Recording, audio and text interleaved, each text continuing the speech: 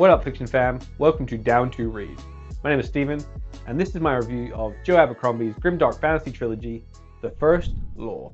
If you aren't aware, a grimdark fantasy is a bit darker than your run-of-the-mill fantasy story, and also, funnily enough, a bit grimmer, and generally involves some morally grey characters. To try and explain these type of morally grey characters that are in these books, maybe imagine a firefighter that's trying to get to a tree where there's a kitten trapped and the tree's on fire.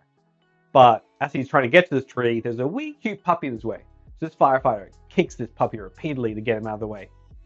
And then you find out it was also the puppy that set fire to the tree. Does that make some sense? Let's move on. In this video, I'll go over a spoiler-free summary of the trilogy in this case, and then go over the things I liked, things that weren't for me, and finally we'll give it a rating out of 5 stars. Now, this trilogy series, or any of the books in it, get a 5-star banger status. We'll be doing a 5-star bonus wrap-up.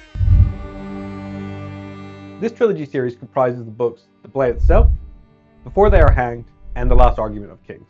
It's going to be a bit difficult for me to summarize these stories without giving away some spoilers, particularly the later books in the trilogy. So let's instead first start with the world that this trilogy is set in, and then we'll move into some of maybe the key characters from the books. The world these books are set in have 4 distinct regions. The North, which consists of snow-capped mountains and thick pine forests. Here the Northmen dwell, who are a large, barbarian, kind of Viking, clan-based people. In the middle, we have the Union, which is led by a king, and similar to a European society from the Middle Ages. At the center of the Union is the largest city and the capital of the Union, Adua, at least I think I'm pronouncing that correctly. And in Adua, the people consider themselves more cultured and more refined than people from other regions of the world. We have the Gurkish Empire to the south, which is ruled by a brutal emperor and a religious leader, a prophet. This region seems to be inspired by Middle Eastern and African cultures. Then we have the mysterious Old Empire to the west. This area consists of some desolate wastelands, and there's no true ruler of this region anymore. In fact, some of the locations in this region remind me of the Lands Between from the Elden Ring game. Okay, so that's the world. Now let's get into some of the main characters. As per my introduction, all of these characters are morally grey. Each chapter focuses on a particular character or a band of characters, and then changes focus to another character from the story in the subsequent chapters. To avoid spoiling too much about the trilogy, I'm just going to go over the 3 main characters who we meet at the start of The Blade Itself, though we do meet other characters who I would also consider main characters, really, as the story progresses. Logan Ninefingers is a Northman who seems to be perpetually in some form of battle or war or conflict, and is now trying to escape this path of violence that he's been following for so long. You can probably guess how he got his name, Ninefingers. Giselle Dan Luther is a nobleman who resides in Adua, whose main driving factors in life are trying to increase his social standing. One way in which he tries to do this is by competing in the contest fencing tournament in Adua. And the 3rd main character we meet at the start of the Blade Itself is Sandan Glotka. Glotka actually previously won the contest and was a well-loved and well-respected, high-ranking military officer. However, Glotka's fortunes all changed when he was captured by the Gurkish and tortured to the point that when he was released, he was crippled and understandably a much more jaded person. Glotka is now an inquisitor of the Union and is often tasked with torturing people himself to gain information or confessions out of them. This may not sound like a barrel of laughs, however Glotka is actually probably one of the funniest characters I've ever read in a very dark humor type of way. Okay, now let's try and touch on the story. People often say The Blade Itself doesn't have a plot. There is a plot, it's just not the big epic fantasy plot that you might be looking for. At least not straight away. I would agree the purpose of this book is more to set the scene for the subsequent books and introduce the main characters.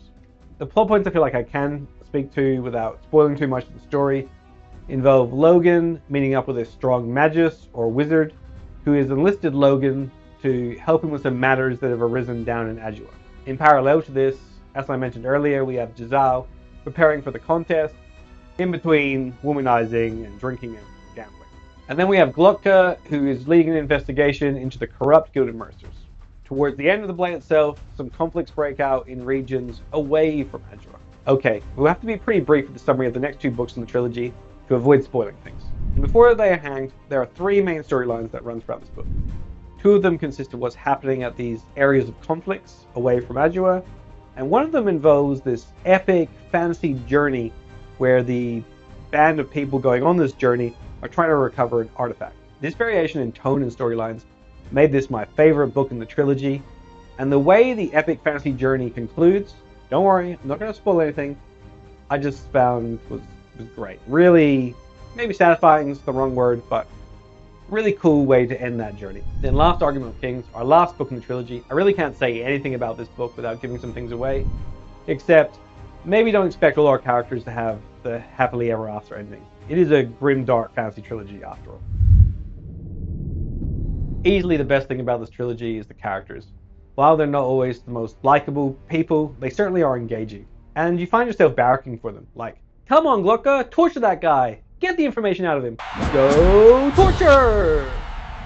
Speaking of the characters, the way they develop and change as certain events play out makes them feel like some real people. But don't think this development means that they necessarily redeem themselves. In fact, some of the people you think are okay at the start of the trilogy end up being the worst people by the end of the trilogy. The dark humor. Some real chuckle out loud stuff in these books. I mean, sometimes Glucka needs to chill it with the one-liners, but for the most part, really good stuff.